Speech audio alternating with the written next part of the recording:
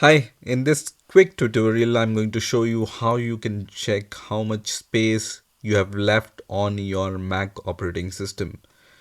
So for this, you just need to click on this Apple logo and then click on About this Mac here and then click on More Info option. And once this More Info option opens in the Settings app, just scroll down where you will see the storage section.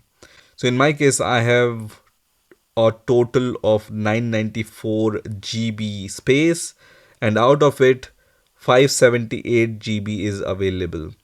Now if you want to drill down more and see which apps are taking most of the space or storage, you can click on storage settings here, and then you will see the split of all the applications which are taking the large amount of space. So in my case, I can see application is using the largest amount of space on my Mac operating system. And when I click on applications, I can even see what are the applications which are taking most of the space. So in my case, this Xcode is taking 5 GB, and then IntelliJ IDEA is taking 4.23 GB, and so on, right? So this is how you can also drill down and see which app is taking most of the space on your Mac operating system.